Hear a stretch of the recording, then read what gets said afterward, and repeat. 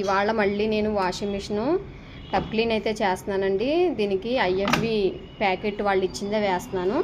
లోపల వచ్చేసి డస్ట్ అయితే ఎక్కువ ఉందండి, మట్టి అనేది బాగా ఎక్కువ ఉంది. అందుకని సాల్టు అలాగే ఉప్పు సోడా అండి, సోడా వేసాను. అదే కడుపు నొప్పి సోడా అంటారు కదా, తినే సోడా, వంట సోడా వేసాను. అలాగే నిమ్మకాయకి పేస్ట్ రాసి వేసాను. ఇది కూడా వేసానండి, మన పౌడర్ కూడా వేసాను, టబ్ క్లీన్ పౌడర్ కూడా వేసాను. ఇదైతే క్లీనింగ్ ఆప్షన్లో పెట్టబోయే ముందు దీనికి కూడా తీసానండి. ఇక్కడ దీన్ని కూడా రిమూవ్ చేశాను. చూడండి దీంట్లో ఎంత డస్ట్ ఉందో చూడండి ఎలా ఉందో బ్లాక్గా. దీన్ని అయితే తీసేసానండి. అది కొంచెం వేడి నీళ్ళలో వేసాను. దీన్ని విప్పింది ఏదైతే స్క్రూ ఉంటుందో అదే ఆ ప్లాస్టిక్ది, దాన్ని విప్పేసి వేడి నీళ్ళలో వేసాను. దానికి ఉన్న డస్ట్ అన్నది పోతుంది అన్నమాట. చూసారు లోపల ఎంత డర్ట్ ఉందో, ఎంత నల్లగా ఉందో చూసారా, మట్టి పట్టేసి. మనం మెయింటెనెన్స్ చేసుకోవాలండి. క్లీన్ చేసుకున్న విధానాన్ని బట్టి మన వాషింగ్ మిషన్కి ఎక్కువ కాలం అనడానికి ఉపయోగపడుద్ది అనమాట. మనకి కూడా ఎక్కువ కాలం అనేది వస్తుంది. మనం మెయింటెనెన్స్ చేసుకోవాలి. కరెక్ట్ టైంలో మనం వాషింగ్ మిషన్ని సరైన పద్ధతిలో వాడితే కనుక మనకి కొన్నాళ్ళు అన్నది వాషింగ్ మిషన్ మనుగడలోకి వస్తుందండి.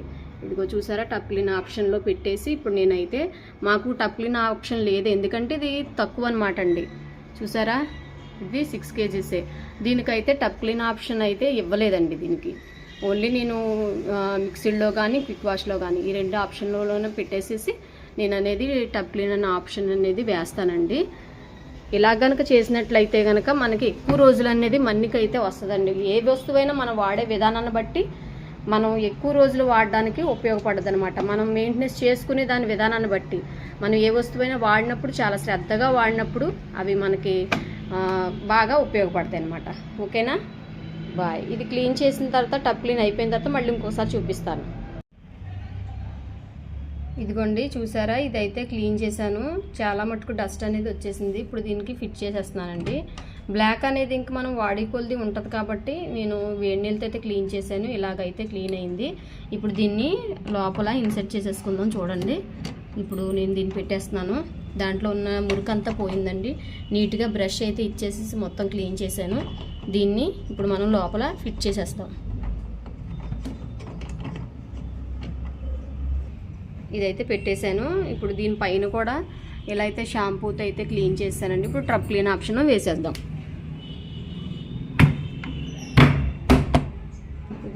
ఇది కూడా కడిగేసిన తర్వాత అప్పుడు టబ్ క్లీన్ వేస్తాను.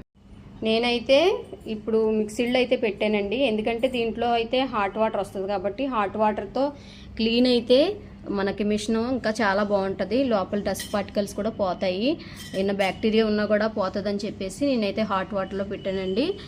క్విక్ వాష్లో కూడా పెట్టచ్చు, కాకపోతే ఎక్కువసేపు ఉండదు.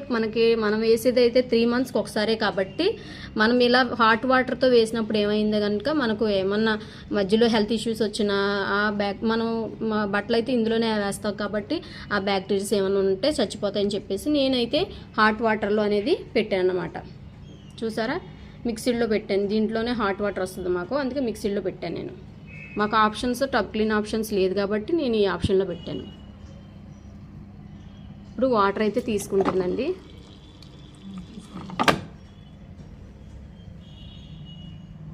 ఇదిగోండి, టబ్ క్లీన్ అయితే అయ్యింది.